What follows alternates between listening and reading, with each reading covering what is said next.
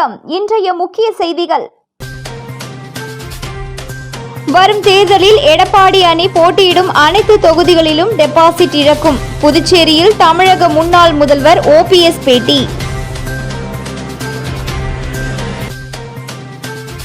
கடைகளின் பூட்டை உடைத்து தொடர் திருட்டு, பிரபல கொள்ளையன் கைது.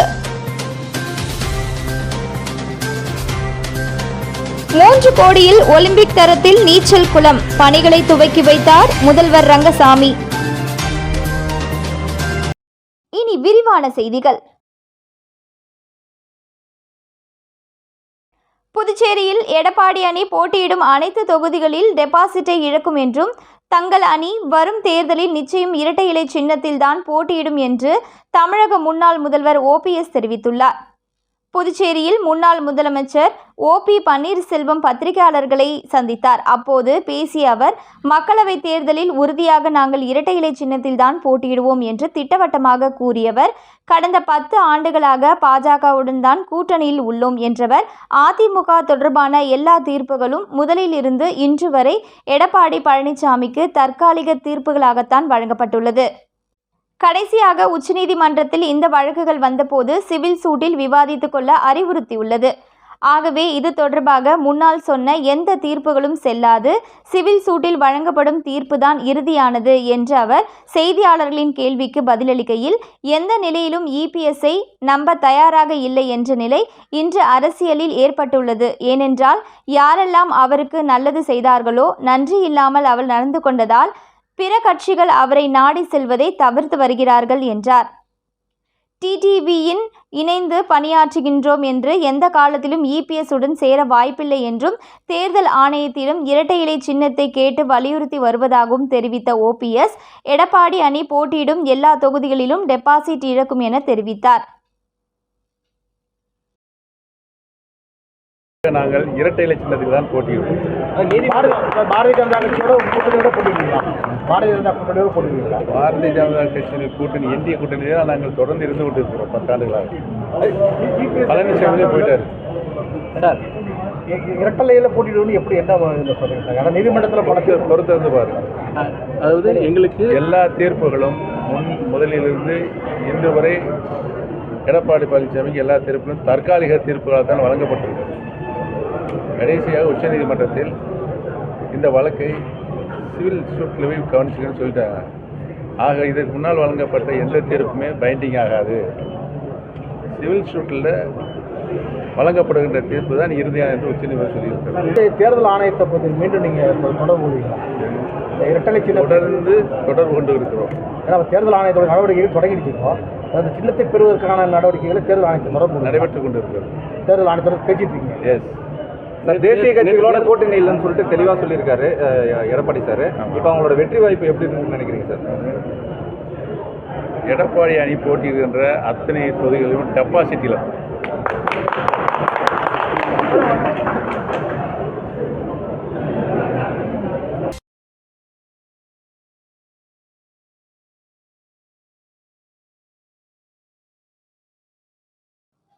புதுச்சேரியில் உள்ள கடைகளின் பூட்டை உடைத்து பணம் திருடிய கள்ளக்குறிச்சி மாவட்டத்தை சேர்ந்த பிரபல கொள்ளையனை போலீசார் கைது செய்து சிறையில் அடைத்தனர்.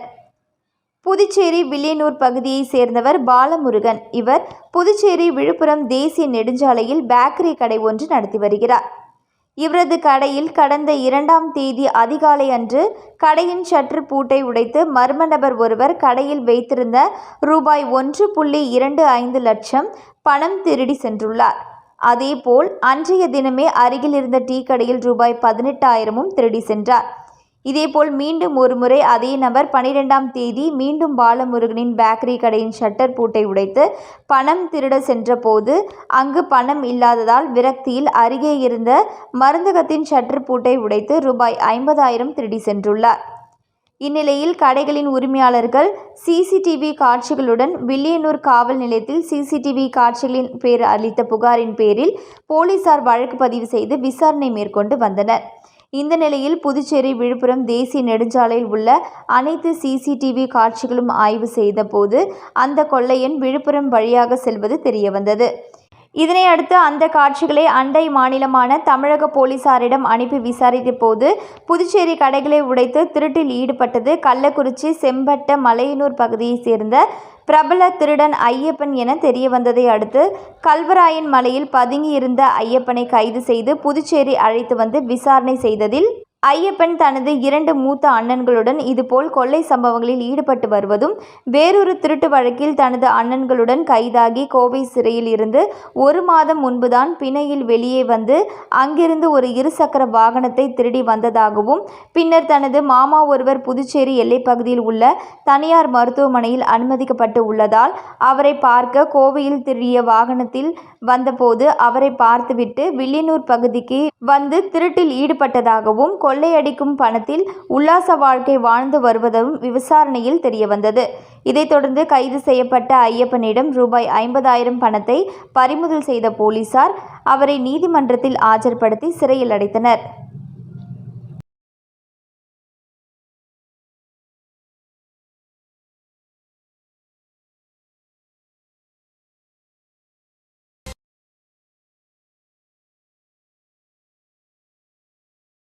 அதிமுக கொடி சின்னங்களை பயன்படுத்தக்கூடாது என்று நீதிமன்றம் உத்தரவிட்ட நிலையில் ஓபிஎஸ் தரப்பினர் மீண்டும் பயன்படுத்துவது என்பது கண்டிக்கத்தக்கது என அதிமுக மாநில செயலாளர் அன்பழகன் தெரிவித்துள்ளார்.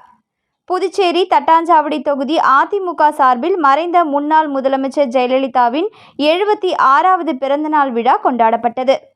அதிமுக நிர்வாகி சுத்துக்கேணி பாஸ்கர் தலைமையில் நடைபெற்ற இந்த விழாவில் சிறப்பு விருந்தினராக கலந்து கொண்ட மாநில செயலாளர் அன்பழகன் அலங்கரித்து வைக்கப்பட்டிருந்த ஜெயலலிதாவின் உருவப்படத்திற்கு மலர் தூவி மரியாதை செலுத்தி அன்னதானம் வழங்கினார். தொடர்ந்து செய்தியாளர்களை சந்தித்த அன்பழகன் அதிமுக கொடி மற்றும் சின்னங்களை ஓபிஎஸ் தரப்பினர் பயன்படுத்தக்கூடாது என்று நீதிமன்றமே கூறிய நிலையில் மீண்டும் அதை ஓபிஎஸ் தரப்பினர் பயன்படுத்துவது என்பது நீதிமன்ற உத்தரவை அவமதிக்கும் செயலாகும் என்று கண்டித்தார். இந்நிகழ்ச்சியில் அதிமுக நிர்வாகிகள், மகளிர் அணி நிர்வாகிகள், தொகுதி நிர்வாகிகள் என அனைவரும் திரளாக கலந்து கொண்டனர். வந்து அதிமுக எடப்பாடி அணி போட்டிக்கிட்ட டெபாசிட் இருக்குன்னு சொல்லியிருக்காரு. ஆமாம், அவர் ஒன்றா வந்து எங்களை எதிர்த்து வந்து 40 தொகுதியில் வந்து களம் காண சொல்லுங்க.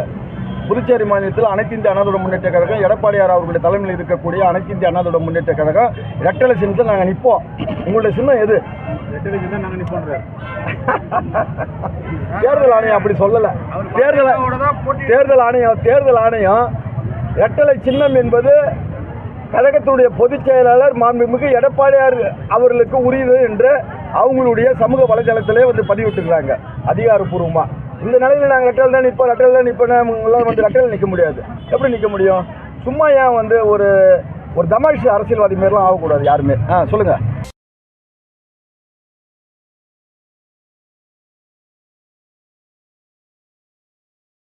புதுச்சேரியில் திண்டிவனம் நல்லியக்கோடான் நகர் பகுதியில் எழுந்தருளியுள்ள ஸ்ரீ அலர்மேல் மங்கா சமேத ஸ்ரீ ஸ்ரீனிவாச பெருமாளுக்கு திருக்கல்யாண வைபவம் நடைபெற்றது. ஏராளமான பக்தர்கள் திருக்கல்யாண வைபவத்தில் பங்கேற்று சுவாமியை வழிபட்டு சென்றனர். புதுச்சேரி மாசிமக கடல் தீர்த்தவாரி மிகவும் பிரசித்தி பெற்றது. இதில் தமிழக பகுதிகளில் இருந்து உற்சவ மூர்த்திகள் பங்கேற்று பக்தர்களுக்கு அருள் பாலிப்பது வழக்கம். அதில் மிகவும் பிரசித்தி பெற்ற திண்டிவனம் நல்லியக்கோடான் நகர் பகுதியில் எழுந்தருளியுள்ள ஸ்ரீ அலர்மேல் மங்கா சமேத ஸ்ரீ ஸ்ரீனிவாச பெருமாள் பங்கேற்று புதுச்சேரியில் தங்கி செல்கிறார். அதன்படி புதுச்சேரியில் கொசக்கடை வீதியில் உள்ள வடமுகத்து செட்டியார் திருமண மண்டபத்தில் நேற்று ஊஞ்சல் உற்சவத்தில் அருள் பாலித்தார். தொடர்ந்து முக்கிய நிகழ்வாக ஸ்ரீ ஸ்ரீனிவாச பெருமாளுக்கு ஸ்ரீ தேவி பூதேவியுடன் திருக்கல்யாண வைபவம் சிறப்பாக நடைபெற்றது. மாலை மாற்றுதல், பூணூல் அணிவித்தல் நடைபெற்று யாகம் வளர்த்தி கன்னிகாதானம் வழங்கி மங்கள பாத்தியம் முழுங்க மங்கள நாணை பெருமாள் ஸ்ரீதேவி பூதேவிக்கு அணிவித்த திருக்கல்யாண வைபவத்தில் ஏராளமான பக்தர்கள் பங்கேற்று கோவிந்தா கோவிந்தா கோஷத்துடன் வழிபட்டு சென்றனர். இந்த நிகழ்ச்சியில் முன்னாள் முதலமைச்சர் உட்பட பலரும் கலந்து கொண்டனர்.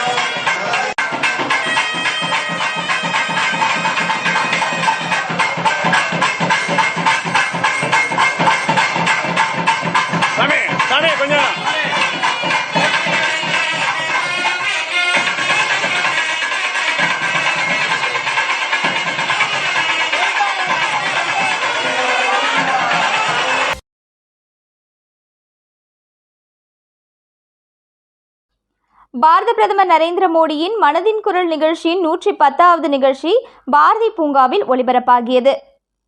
புதுச்சேரி பாரதிய ஜனதா கட்சி மாநில தலைவர் செல்வ கணபதி எம்பி அறிவுறுத்தலின்படி மாநில செயலாளர் டாக்டர் வெற்றி செல்வம் புதுச்சேரி மாற்றுத்திறனாளிகள் மற்றும் நரிக்குறவர் மக்களுக்கான சமூக பாதுகாப்பு இயக்கமான அறம் மாற்றுத்திறன் கொண்ட குழந்தைகளின் பெற்றோர்களுக்கான சங்க நிர்வாகிகள் மற்றும் உறுப்பினர்களோடு நரேந்திர மோடியின் உரையை கேட்டனர்.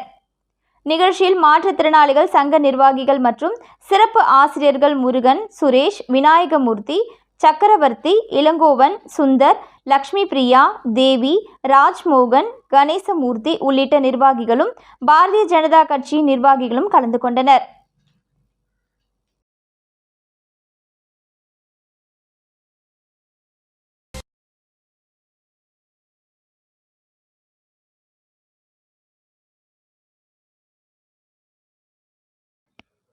அமைச்சர் சாய் ஜே சரவணகுமார் பிறந்தநாள் விழா. புதுச்சேரி முதல்வர் ரங்கசாமி, எம்பி, அமைச்சர்கள், சட்டமன்ற உறுப்பினர்கள் நேரில் சென்று வாழ்த்து தெரிவித்தனர்.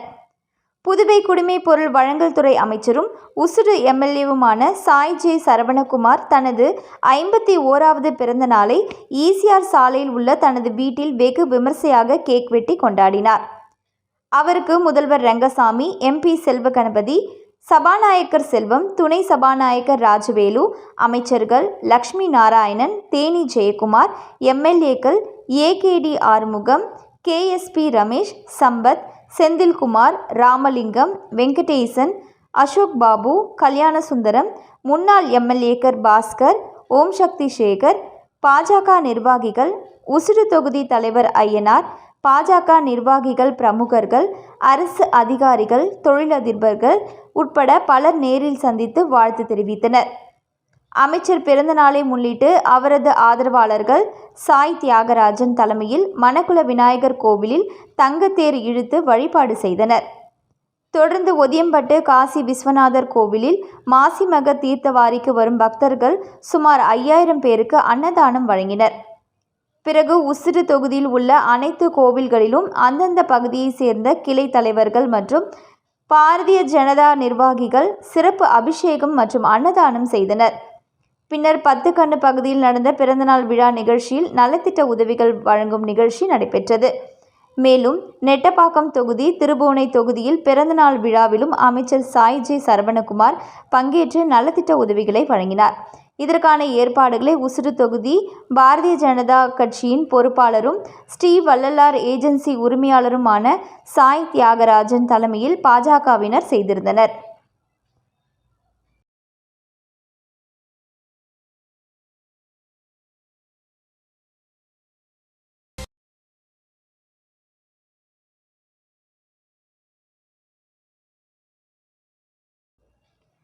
புதுச்சேரி மாநில இலகுரக வணிக வாகன உரிமையாளர் கூட்டமைப்பின் 4ஆம் ஆண்டு துவக்க விழா மற்றும் புதிய நிர்வாகிகள் அறிமுக விழா தனியார் திருமண மண்டபத்தில் நடைபெற்றது. புதுச்சேரி பிரதேச இலகுரக வணிக வாகன உரிமையாளர் கூட்டமைப்பு சார்பில் புதுச்சேரி கோரிமேட்டில் உள்ள தனியார் திருமண மண்டபத்தில் 4ஆம் ஆண்டு தொடக்க விழா மற்றும் புதிய நிர்வாகிகள் அறிமுக கூட்டம் நடைபெற்றது.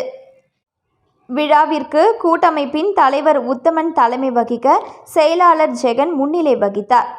ஒருங்கிணைப்பாளர் விவேகானந்தன் அனைவரையும் வரவேற்க பொருளாளர் பாலாஜி தொடக்க உரை வாசித்தார்.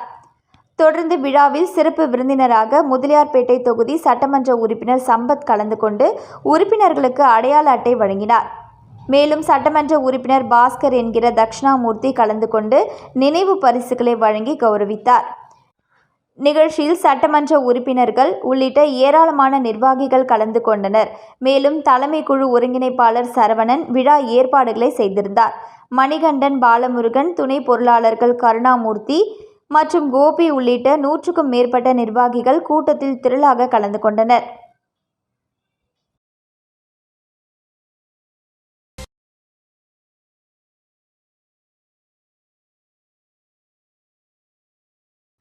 கேலோ இந்தியா திட்டத்தின் கீழ் 3,60,00,000 செலவில் ஒலிம்பிக் தர நீச்சல் குளம் மற்றும் பாதுகாவலர் அறை கட்டும் பணியை பூமி பூஜையை செய்து முதலமைச்சர் ரங்கசாமி தொடங்கி வைத்தார். புதுச்சேரி கதிர்காமம் தொகுதி எல்லைப்பிள்ளை சாவடி சாரதாம்பாள் நகரில் கேலோ இந்தியா திட்டத்தின் கீழ் ஒலிம்பிக் தர நீச்சல் குளம் மற்றும் அனைத்து வசதிகளுடன் கூடிய பாதுகாவலர் அறை மற்றும் கழிவுறையுடன் கூடிய 2 உடைமாற்றும் அறை ஆகிய புதியதாக கட்டுவதற்கு 3,60,00,000 ரூபாய் செலவில் அரசாணை பெறப்பட்டு பணி தொடங்கப்பட்டது. இதில் சிறப்பு விருந்தினராக கலந்து கொண்ட முதலமைச்சர் ரங்கசாமி பூஜை செய்து பணியினை தொடங்கி வைத்தார். இந்நிகழ்ச்சியில் கதிர்காமம் தொகுதி சட்டமன்ற உறுப்பினர் KSP ரமேஷ், பொதுப்பணித்துறை தலைமை பொறியாளர் வீரசெல்வம், கண்காணிப்பு பொறியாளர் பாஸ்கரன், விளையாட்டு மற்றும் இளைஞர் நலத்துறை இயக்குனர் செந்தில்குமார், இணை இயக்குனர் வைத்தியநாதன் உள்ளிட்ட அதிகாரிகள், ஊழியர்கள், முக்கிய பிரமுகர்கள் என அனைவரும் திரளாக கலந்து கொண்டனர்.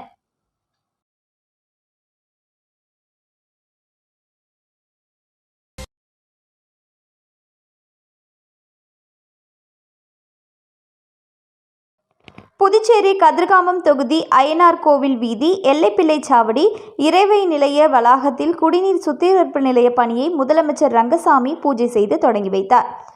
புதுச்சேரி கதிர்காமம் தொகுதிக்கு உட்பட்ட எல்லைப்பிள்ளை சாவடி, தந்தை பெரியார் நகர், சாரதாம்பாள் நகர், ரத்னா நகர், சித்தானந்தா நகர், விவேகானந்தா நகர், கோல்டன் அவென்யூ, மோகன் நகர், பவள நகர் மற்றும் அதனை சுற்றியுள்ள மக்கள் பயனடையும் வகையில் குடிநீர் சுத்திகரிப்பு நிலையம் அமைத்து மற்றும் இயக்குதல் பணிக்கான பூமி பூஜை நடைபெற்றது. சுமார் 11,42,000 செலவில் நடைபெற்ற பூமி பூஜையில் முதலமைச்சர் ரங்கசாமி சிறப்பு விருந்தினராக கலந்து கொண்டு பூஜை செய்து பணியினை தொடங்கி வைத்தார். இந்த நிகழ்ச்சியில் தொகுதியின் சட்டமன்ற உறுப்பினர் KSP ரமேஷ், பொதுப்பணித்துறை தலைமை பொறியாளர் வீரசெல்வம் உள்ளிட்ட அதிகாரிகள், பொதுமக்கள் என அனைவரும் கலந்து கொண்டனர்.